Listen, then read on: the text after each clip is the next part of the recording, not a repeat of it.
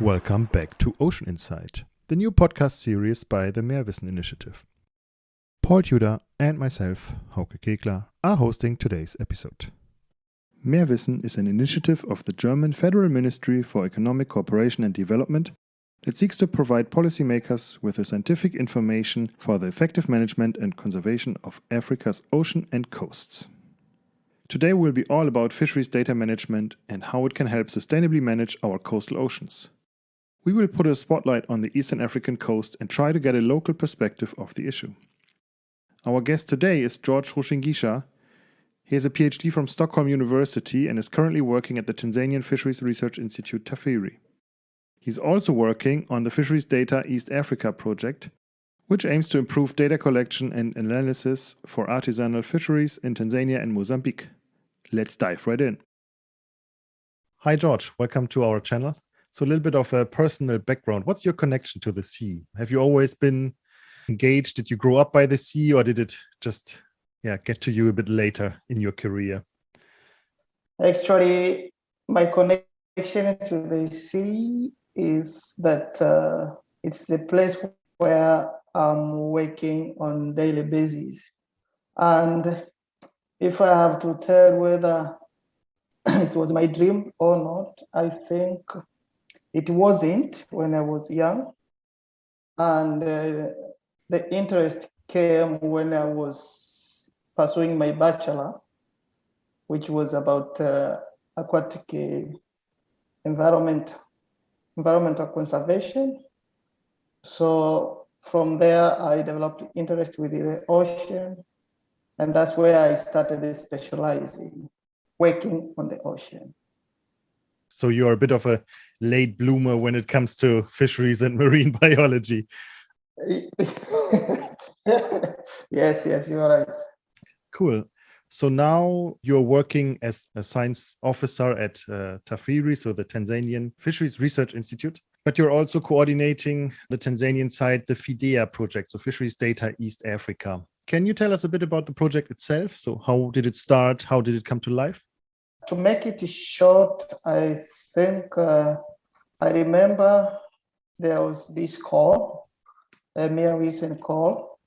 So from there, so I remember also Paul reached me on possibility of collaborating. So I accepted. And from there, I think we had to develop a proposal, and we had to go a series of, I would say, procedures. And at the end, we got to the funding. And from there, we had to work on, collaboratively on issues that are related to the start of the project. And I remember our first meeting was in Mauritius. So we met, all of us project partners. So we discussed on the way forward. And I think 2 months later, we had our kickoff meeting here in Dar es Salaam. And from there, we continued with project activities. And on the way, at one time, Corona came in. So we had somehow to adjust ourselves. But to this moment, we are progressing well, I think I would say. Thank you very much, George. That sounds very interesting. Now, I'm sure that you have participated in a number of proposal writing as a researcher at TAFIRI. Can you tell us something unique about the MeerWissen call, if you compare it to other, perhaps, proposals that you've been engaged in? I think something which is very unique and special for the MeerWissen call is their co-designing approach. I think to me, it was the first time I had to come up with such approach, but I consider relevant. And since then, I have been implementing, of course, even in my other projects. That's something that I consider very special. I know we are going to discuss more about the Codesign later, but one other thing that I would like you perhaps to also clarify is, when you look at the marine environment in general, there are so many specific topics that we could look at. There are coral reefs, there are seagrass beds. So in FIDEA, the focus is mostly on fisheries data. So can you tell us something? Why is fisheries data such an important topic in this region? Actually, when you speak of the sea or the ocean, something that comes first in mind is fish, because fish is linked to human life, is linked to the society. That's where most of the, I would say, our communities make their bread. So I think with that in mind, fisheries are considered the most important. That's why we also have even the ministry that is totally focusing on fisheries related issues. So when harvesting these resources, it becomes important that we also need to understand the data, especially as you are all aware with time, it is being, which is totally right, that our stocks are declining. So we need to, and that can only be monitored through data, especially which are also corrected properly. So with that in mind, to me, I consider fisheries data the most important. And I think it's one of the areas that, for instance, in developing countries, we are really struggling at. So with that in mind, I think that's where the importance comes in. Yeah, thanks for this very nice elaboration. And I'm pretty sure that also countries in the global north face quite the similar issues that you are dealing with in the FIDEA project. And I think you made some great points that fisheries are a really nice science that integrates social aspects, economic aspects, and biodiversity aspects of the marine realm quite nicely, which makes it stand out because you cannot only look at one of those three and make decisions based on impacts in that area. So I think it's a very special field. So if we would focus on Tanzania's case, what would you think are some of the practical solutions that TAFIRI or FIDEA has intervened in a sense to support some of the challenges or limitations that you're talking about in the case of Tanzania? What are some of the elements that you think the project is addressing or it can help to address in both short term and long term as well? Project-wise, I think the project is complementing ongoing efforts that are being carried by the ministry in collaboration with the institute. But since in our project already we allocated some funds to support data collection, so at the community level, I would say in short term wise, they will have motivation, but also I think that has to be continued after the project lifetime. But also I think I would say at a large scale or at I would say a system level, the project is trying to improve the system itself by adding some additional packages. For example, now the system doesn't have data analysis packages, but also reporting packages.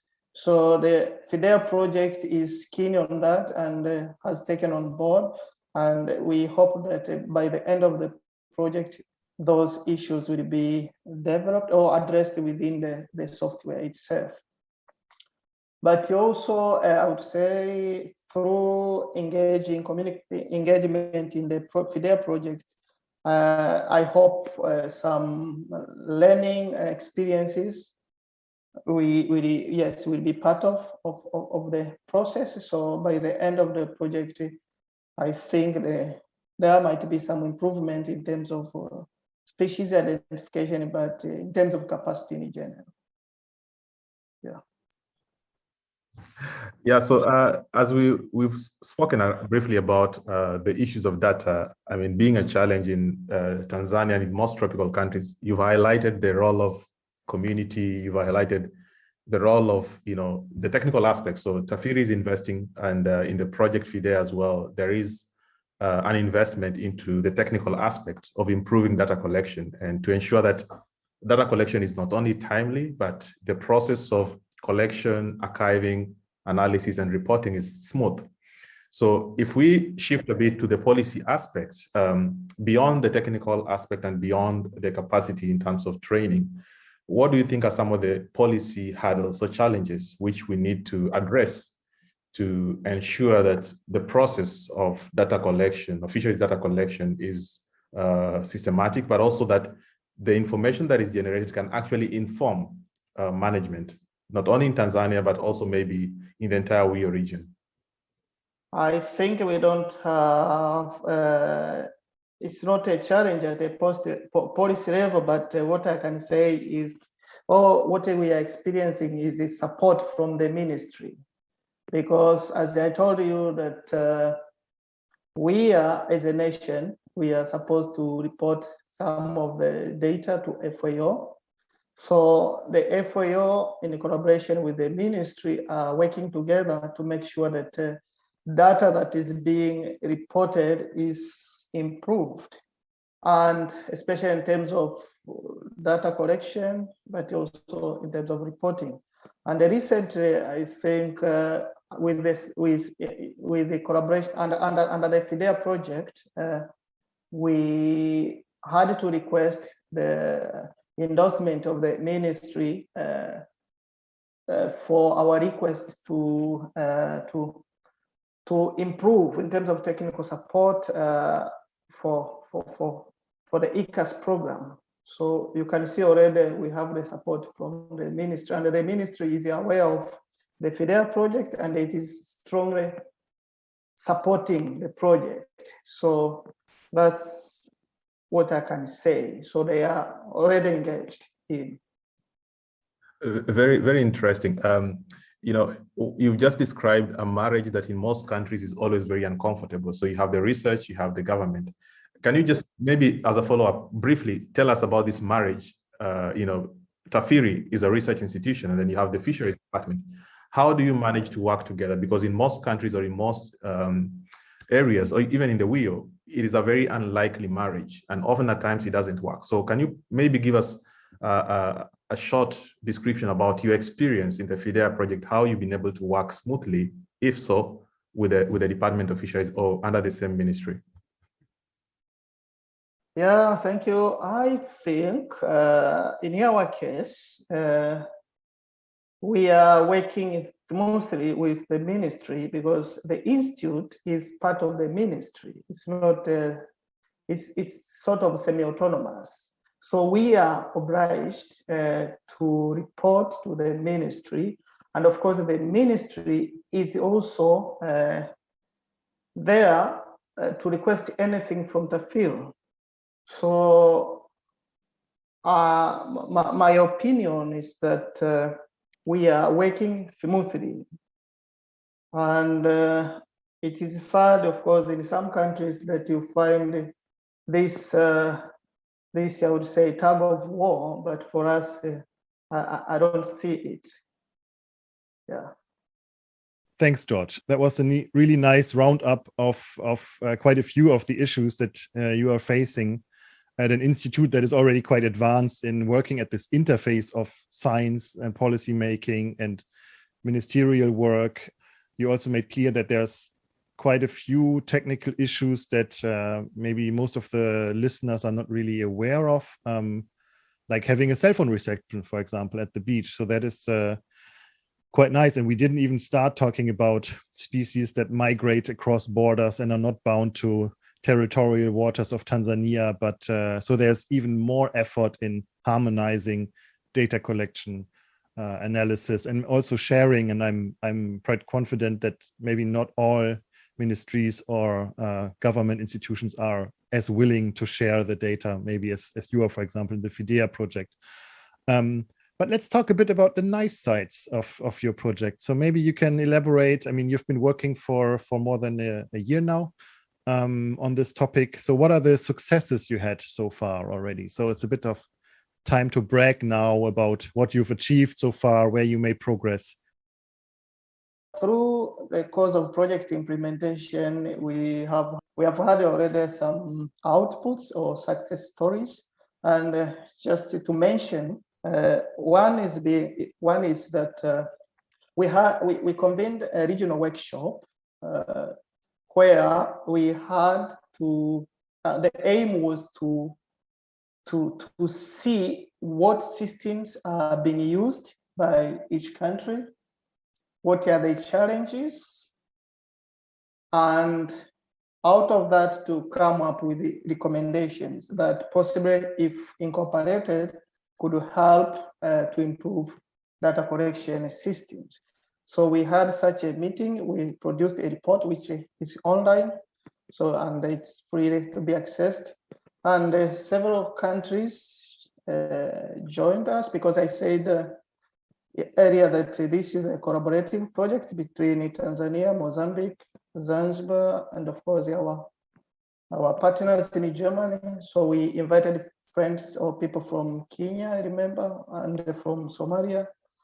So that's one aspect. And out of that, as a follow-up of that output, we had to invite FAO because ECAS, which is the electronic catch assessment system that is being used in Tanzania, it was recommended possibly to be looked at in detail, so that if it can be improved to be used by other countries in the region.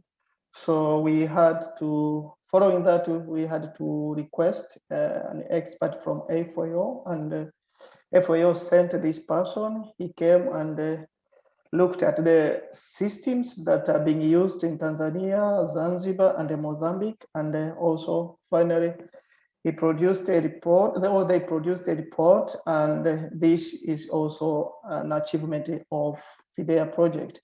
And the results of this report were presented during a stock assessment regional workshop, which was also conducted jointly between FIDEA, WIOMSA, and FAO. So during this workshop, we had first 2 days for decision makers to come and listen what are the challenges with regard to systems that are being used for data collection in selected countries, as I mentioned, Tanzania, mainland, Zanzibar, and Mozambique. And after that, we continued with training of, I would say, stock assessment for like 14 days. And this was a regional, I would say, workshop or training. So we had several participants, many of them from which were representative of most countries in Africa, or yes, which are within the Indian Ocean, I would say. And also after that, we produced a report, which is also online, and yeah. And in addition to that, I think at my country level, we had to request technical support from FAO under the umbrella of FIDEA and the ministry. So we requested, and good enough is that the FAO gave us a go ahead. So we will soon convene a meeting to discuss what is to be supported. And of course, yeah, that is a great achievement for my country, but also for the FIDEA project. Yeah, sounds like you're making great progress on larger scales. I mean, the initial scope was Tanzania, Mozambique, so now even on a regional level and with support or inclusion of the Food and Agricultural Organization of the UN. So you seem to be focusing on both ends, targeting regional approaches and harmonizing structures there, but you're also having the local beach data collectors in mind. So are you also developing like training material or standardized trainings, or is that already in place? For Tanzania, it sounds like there is training already. Can you elaborate a bit more on that, on the smaller scales? The approach that is being used for data collection is standardized and being monitored by TAFIRI, because it has to comply with the requirement of the system. So the system itself is customized in a sense that if you plug in something which is not compatible to the system, so automatically it will be rejected. So we have at a local level sort of standardized system of data collection. But I do agree that sometimes there might be some variations depending on the project needs and the details of the details that are needed in a particular project. Just an example, some projects might or the interest for decision makers could be on the effort data, but for the biologists, for them, the interest could go even to species level or even to, I would say, parameters of biological relevance. So, but we have a sort of standardized system. Well, that sounds so well thought of, and from experience, and I want to hear your experience on this, is that oftentimes when you have such projects as FIDEA, which probably last for 1 or 2 years, there's this achievement. So there you have these huge achievements, for example, like the training, which on a national scale appears so good. And I just want to dwell still on the local level aspect, because I'm asking myself, if I were to walk to a beach in Kunduchi or a beach somewhere in Tanzania, will I be able to, in a sense, see the impact of FIDEA at that level? And if this will be the case, what are some of the contributions that the project has, at the local level? So if we focus on you've talked briefly about the development of the ecosystem, which is on the technical aspect, improving on the data collection. You've talked about the training aspect, which actually matches the challenge that you highlighted before, that there is a need for further training. So there is training, and this is mostly focusing the technical aspect. So you have the data collectors, the scientists, or the managers, and then you have the fishermen who are directly involved in the fishing activity and who are directly affected by decision making. So we collect the data, we process the data, we get certain indications, and then the government says, okay, we are making a decision. So in terms of really impact, I know this might be difficult to assess, but I just want to hear your thought on this. If we were to assess FIDEA, the impact that FIDEA is having at the local level, what are some of the issues which you think you can highlight on that FIDEA has contributed that you could, in a sense, take note of at the local level? Thank you, Paul, for such a very nice question. I think we have had already the impact from the FIDEA project, because if I remember quite well that we have been engaging I would say, the community in the implementation of the project. I remember when we had this inception workshop, they came and they provided the issues that are related to data collection, but the way the components or the people who attended the workshop were not only the data collectors, but they are leaders, I mean village leaders. Already, I think if they are quite sure that they highlighted or they gave out their issues, I think that's one aspect. The other aspect is that during implementation of the project, we will also continue working with the communities, and in one aspect is by providing them some motivation, I would say, or in a nutshell, employing them on a short-time basis to help us collecting data. That's already an impact, because you are impacting their life, but also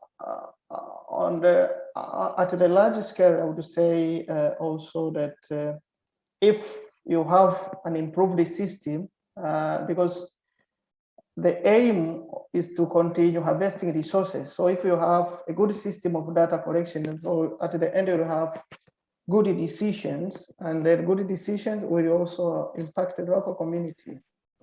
Yeah, you mentioned a really important point there, that you actually co-implemented the project along the way. So you not only talked among scientists, but you included policymakers, decision makers, but also on a much smaller scale, the local communities, which daily work is affected also by decisions or outcomes of your project.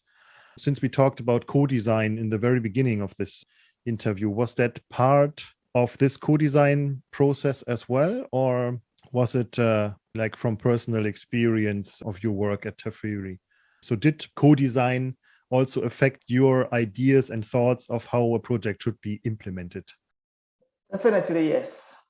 After I attended the co-design workshop in South Africa, prior the project implementation, I found this design quite impressive, or this approach quite impressive. So I am practicing it on, I would say, on my daily basis now. And just an example, we also used a co-design approach during the workshop, I would say. Yeah. Because I do believe that with that approach, everybody is engaged, so you get to learn.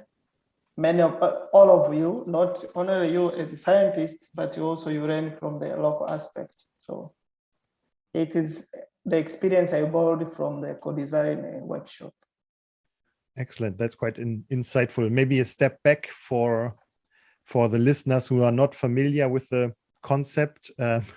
Just a small explanation that co-design is actually a method of developing a scientific project, which is usually done before you submit for funding, but you in this very first step already include local communities or national or regional decision making, so the policy side of this science endeavor, into the design of the project itself. So it's a very early stage where you take the advice of stakeholders not directly involved with science, just as a short side note for everybody.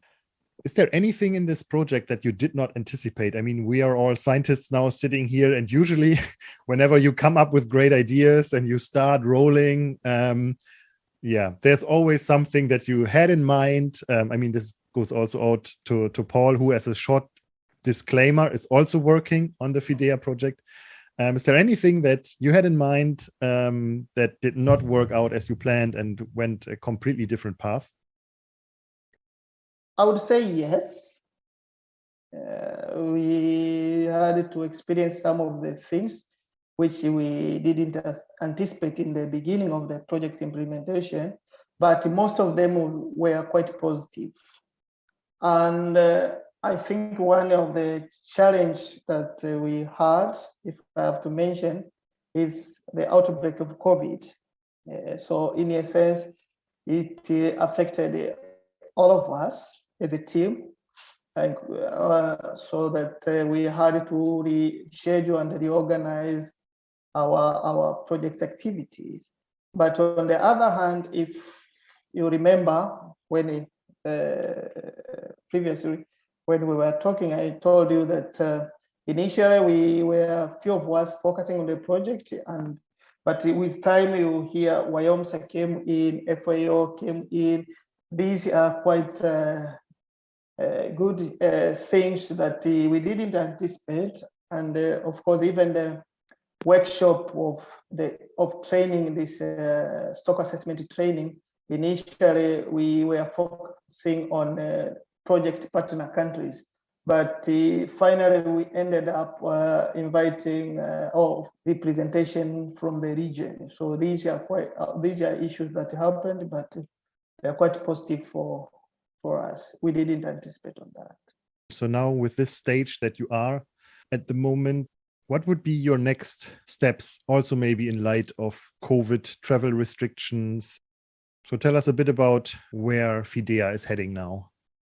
Actually, FIDEA, our next step, I think, because we requested for extension of the project. I think there are some green light. We are struggling for that, and we hope, or we are optimistic that our need will be accepted. But to me, I consider FIDEA as the idea, or something like it has to be developed, and it should not end after the life of the project. And already, as I told you, we have started some initiatives, and I told you that we requested for some technical support from FAO, and they are ready to support us. Of course, I'm optimistic for a long time. So, and our plan is that we will continue working together, the project partners. So we will continue soliciting funds, and we still also request if MeerWissen can, GIZ can continue supporting our project, then we will be glad for that, because as you can see already, we are starting to experience regional impacts of the FIDEA project. Now we are focusing on improving the ECAS, and then to be adopted to other countries which are lagging behind in terms of electronic system of data collection. So that is our way. Yeah, that's what we are heading for. Well, sounds exciting, George, and I hope that your extension goes through. what maybe a provocative question I'll ask you towards the end is, I mean, the reality is, of course, not everything that is planned, happens according to plan. So there are unexpected occurrences, be it positive or negative. And if you are to be given an opportunity to, redesign FIDEA project, are there things in the project that perhaps you will change or improve on or address? I mean, just your, frank contribution on this. I think if I am to redesign the project, the FIDEA project, if given such opportunity, to me, I think possibly to engage more IT people, because within because the big challenges that I'm seeing at this moment, that's why FIDEA has had to come in, is to finalize the development of the ECAS program, which is our national system that is used to collect all fisheries data. So as I told you, that we are facing with two major issues: data analysis that is lacking, but also reporting. So if I was to redesign to reapply FIDEA again, then I would take more people from the IT side to help to improve the system. Otherwise, I think the way it is now, it's quite okay to address some of the relevant issues. Thank you very much. I wish I had my bag of goodies, and then I'll wish wave my stick so that you can have your wish. But I mean, based on the discussion we've had, I mean, the reality is there seems to be a lot of positive results that have come from the FIDEA, and maybe just also in terms of collaborations. I mean, how is the collaboration between Tanzania, Zanzibar, and IIP? I mean, of course, we know that working between countries may not be so easy. I mean, but how have you managed in the FIDEA project to maintain your partnership between the three countries such that the project has been able to run smoothly or not so smoothly? I think from the beginning, we had a very clear, I would say, plan that we have the project PI, overall, who is based in Germany, but also the project had a postdoc to support the PI. And through that, I think, to me, through that order, all that chain, it's already for us as partners to fit in. And that's why that's the most thing I can say. We had already a clear plan in our project from the beginning. So yeah, that's what I can say.